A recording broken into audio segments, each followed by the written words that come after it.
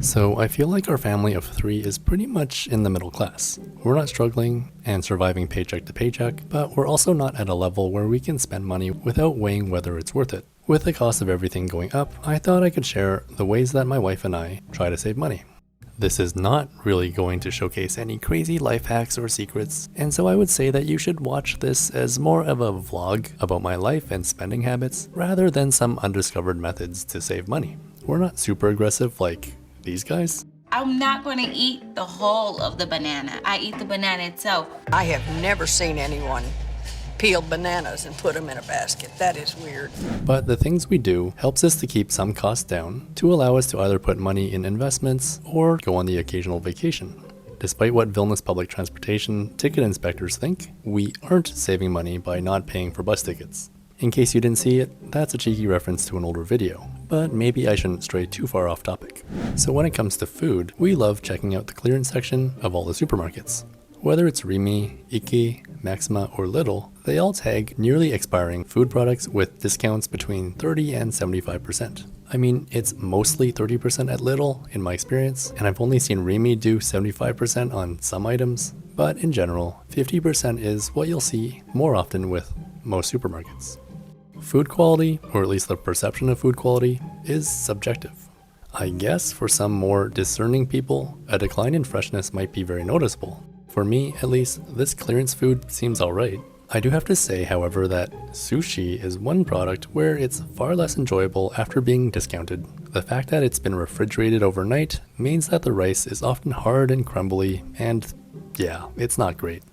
A lot of clearance items are foods that have already been prepared and are ready to eat. Things like pasta salads and other pre-made meals. When we get these items, it's usually stuff we eat on the same day. But when it comes to clearance meat and bread, these are the items that we tend to throw in the freezer and bring out later. And so this is one big way we lower our food costs. On a similar note, having to do with food and supermarkets, it's essentially a necessary evil to sign up for a loyalty card if you want to get the lowest prices while grocery shopping. As I discussed in a previous video, the big supermarkets have loyalty/member pricing on lots and lots of products, and these prices can be 25, 30, or even 50% off the regular price. Registration can be an annoyance, but if you're shopping at a specific supermarket regularly, it can pay off. Yes, you might be giving up a little bit of your personal data and shopping habits, but generally, that is the only cost.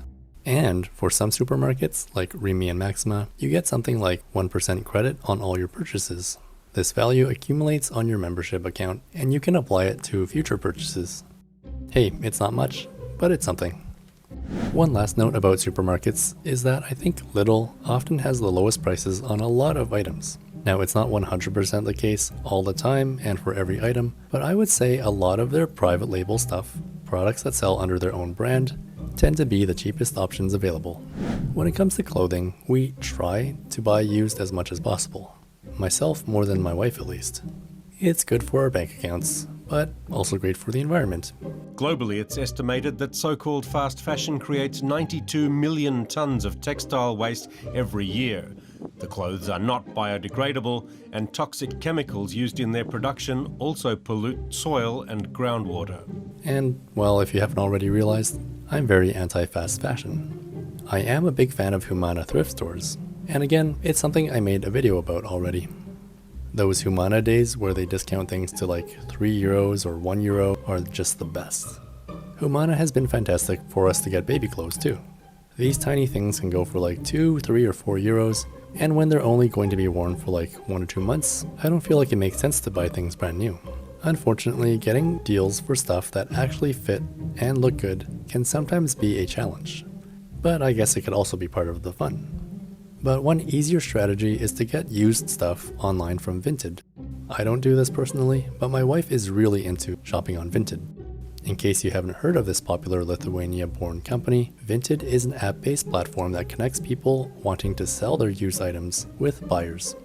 We've gotten a lot of baby clothes off Vinted and have also managed to sell some of our baby stuff and old clothing on the platform too. It can be a small inconvenience to walk to the parcel lockers, or paštomate, to pick up or drop off stuff, but we count these as extra steps in exercise. The final tactic I'll mention when it comes to saving money is using electricity at the right time. I guess our apartment is on what is called a dual time zone tariff. This means that the price varies between days, nights, and weekends, with the price of electricity being lower at night and at weekends. With this in mind, we try to do all of our electricity intensive stuff more so on the weekends. As much laundry as we can, charging more batteries, and like more intensive types of cooking, etc. Now, I think we could do better at shifting activities to when electricity is cheaper, but for us, it's a work in progress. Now, I don't know how many electricity companies do this, and I'm sure this is a thing in many other parts of the world too, so perhaps it's not too unique to Lithuania. But just mentioning it as a way we try and save money. But yeah, that's our short and simple Lithuania-specific list. Again, I'm sure a lot of this applies to other parts of the world and other cities, but now you know the names of businesses and supermarkets to look for in Lithuania. Alright, well that's it for another video. As always, thank you so much for watching, and I'll see you next time. My family feels that my cheapskate ways are out there, but I don't really care. This is my reusable boiling water.